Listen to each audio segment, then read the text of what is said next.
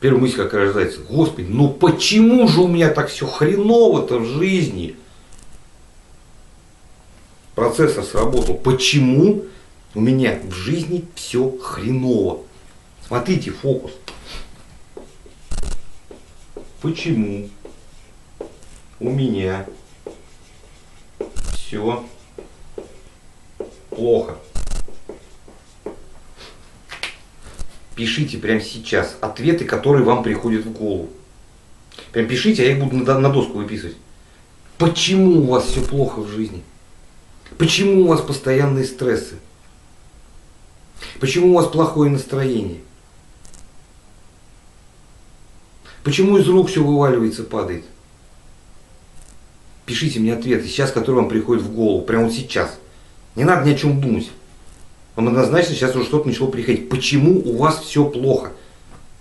Пишите, я буду на доску выписывать, вырисовывать. Не надо из книжки, не надо фантазировать. То, что приходит сейчас в голову. Почему у меня все хреново? Давайте.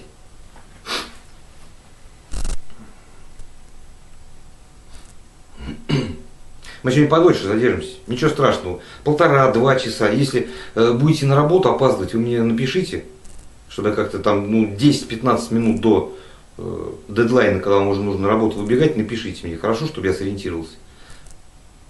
Так. Ага. Почему все хреново? Не занимаюсь любимым делом. Угу.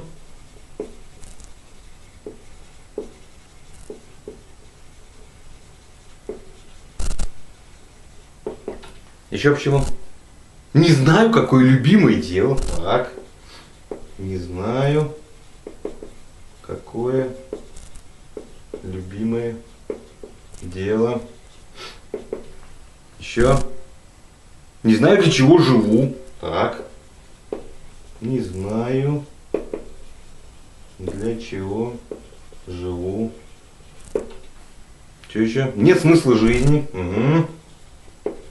Нет смысла жизни. Нет мечты. Угу. О, Господи! У меня такое ощущение, что я лет на 10 назад отпрыгнул. Вот нам чем заниматься надо. Так, нет мечты. Угу. Нет мечты. Нет признания. Угу.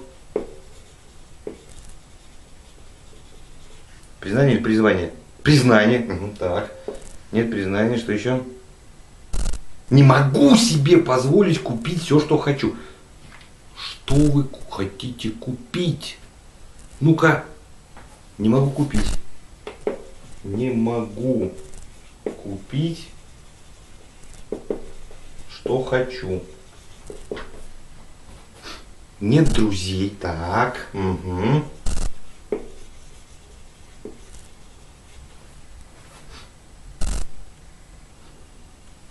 Класс.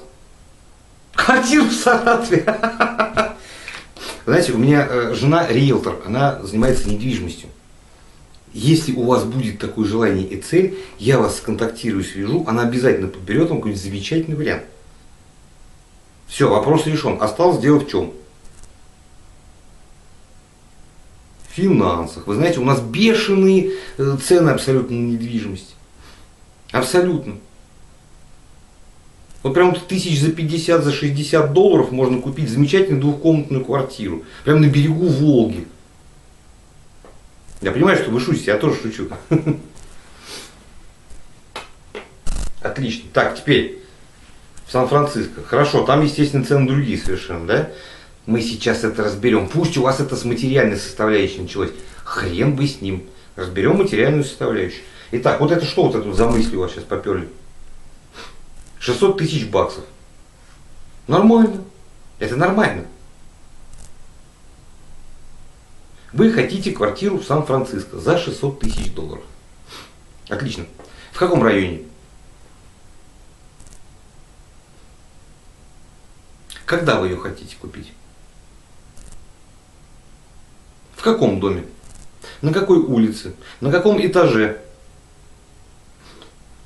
Ребята, надо вешать в граммах и в сантиметрах. Что вы хотите конкретно? Когда вы хотите конкретно?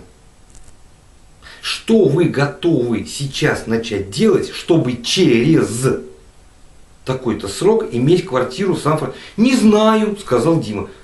А что вы хотите? Я просто лежу на диване и хочу квартиру в Сан-Франциско за 600 тысяч долларов. Офигеть!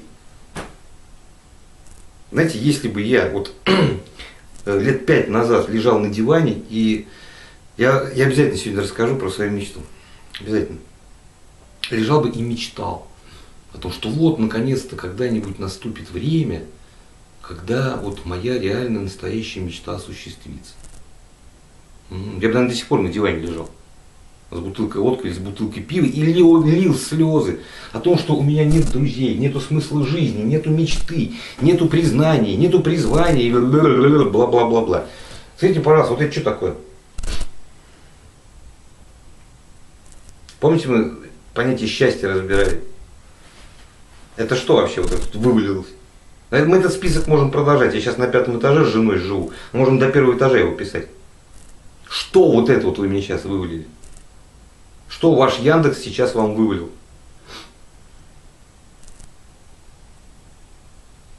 Ну-ка, включайтесь. Что вам сейчас вывалил ваш Яндекс?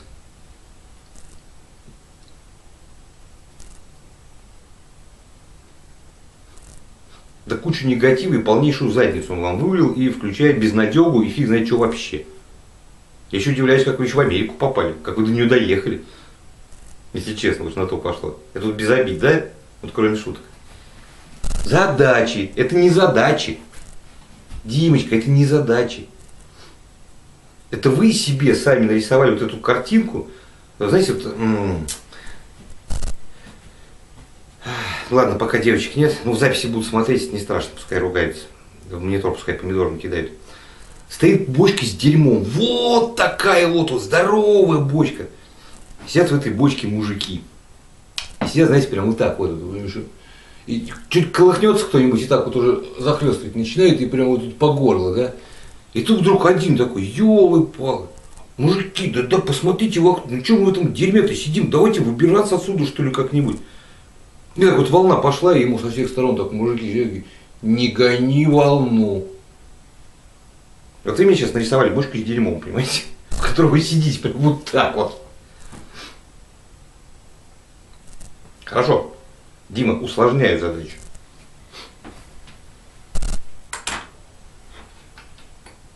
Посмотрим сейчас на ваш Яндекс. Почему у меня все хорошо?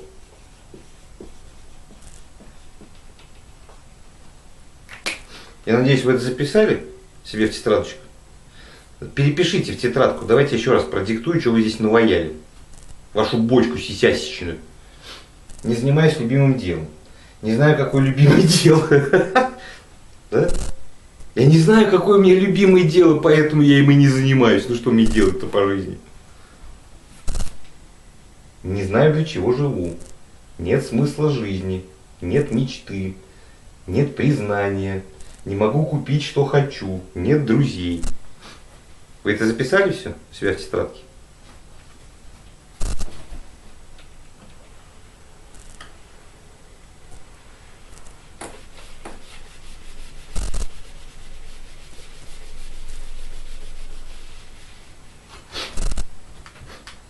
Отвечайте на вопрос. Вот все, что сейчас вам приходит в голову. Почему у меня все хорошо? Что вам Яндекс дает?